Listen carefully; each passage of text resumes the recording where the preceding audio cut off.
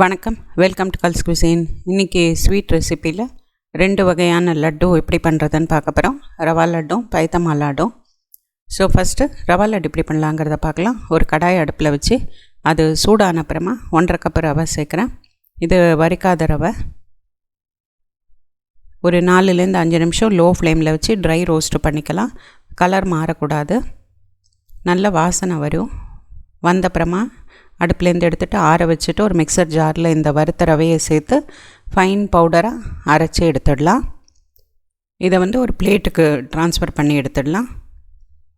அதே mixer jar எடுத்துட்டு சர்க்கரை ஒரு 1.5 கப் எடுத்துக்கிறேன். இது 2 லட்டுக்கும் சேர்த்து தான் எடுத்திருக்கேன். 3 ஏலக்காய் சேர்த்து இதையும் ஃபைன் பவுடராக அரைச்சி எடுத்து வச்சிடலாம். ஸோ சர்க்கரையும் அரைச்சாச்சு. ஒரு மிக்சிங் பவுல் எடுத்துகிட்டு ஃபஸ்ட்டு இந்த ரவை பொடிச்சதை சேர்த்து அது கூட இந்த சர்க்கரையை சேர்க்கலாம். சர்க்கரை 1.25 கப்பு சேர்த்துருக்கேன். இதை ஃபஸ்ட்டு நல்லா மிக்ஸ் பண்ணிக்கலாம். அடுத்து ஒரு பேன் அடுப்பில் வச்சு 4 டேபிள் ஸ்பூன் நெய் சேர்க்கலாம். கொஞ்சமாக முந்திரி அதை சேர்த்துட்டு கோல்டன் கலர் வர வரைக்கும் முந்திரியை வறுத்துக்கலாம். இந்த வறுத்த முந்திரியை இந்த பவுடரில் சேர்த்துட்டு ஃபஸ்ட்டு நல்லா மிக்ஸ் பண்ணிட்டுலாம். அதுக்கப்புறம் இந்த சூடாக இருக்கிற நெய்யை இதில் சேர்த்து லட்டு பிடிக்க ஆரம்பிச்சுடலாம். ஸோ இது நல்லா கலந்துட்டு கை பொறுக்கிற சூடு இருக்கிறச்சவே லட்டு பிடிக்க ஆரம்பிச்சிடலாம். இது ஃபஸ்ட்டு ஷேப்பாக வரலைன்னா கூட இந்த சூடு இருக்கிறச்சவே லட்டு பிடிச்சுன்ட்டு அதுக்கப்புறம் கரெக்ட் ஷேப்புக்கு கொண்டு வந்துடலாம்.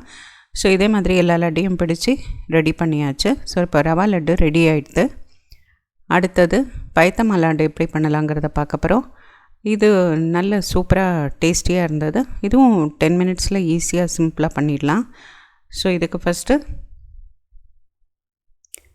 ஒரு பேன் எடுத்துட்டு பயத்தம் பருப்பு 1 கப் எடுத்துட்டுருக்கேன். அந்த கடாய் சூடான அப்புறமா அதில் இந்த பயத்தம் பருப்பை கொஞ்சம் கொஞ்சமாக சேர்த்து வறுத்து எடுத்துக்கலாம். இதை லோ டு மீடியம் ஃப்ளேமில் வச்சு வறுத்துடலாம். இந்த கோல்டன் கலர் வர வரைக்கும் வறுத்துட்டு எடுத்து வச்சுட்டு மீதி இருக்கிற பருப்பையும் இதே மாதிரி கொஞ்சம் கொஞ்சமாக சேர்த்து நம்ம ஃப்ரை பண்ணி எடுத்துக்கலாம். இதை ஒரு மிக்சர் ஜாரில் நல்லா ஃபைன் பவுடராக சேர்த்துன்ட்டு இது 1 கப்புனா 3/4 கப்பு சர்க்கரை எடுத்திருக்கேன். ஸோ இது ரெண்டுத்தையும் ஃபஸ்ட்டு நல்லா மிக்ஸ் பண்ணிட்டுடலாம்.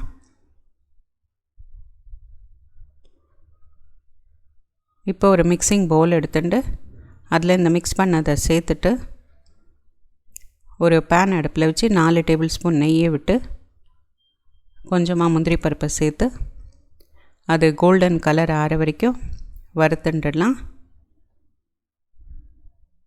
இப்போது கோல்டன் கலர் ஆகிட்டு அடுப்பை ஆஃப் பண்ணிவிட்டு இந்த வறுத்த முந்திரியை ஃபஸ்ட்டு இதில் சேர்த்துடலாம். சேர்த்துட்டு நல்லா மிக்ஸ் பண்ணிடலாம்.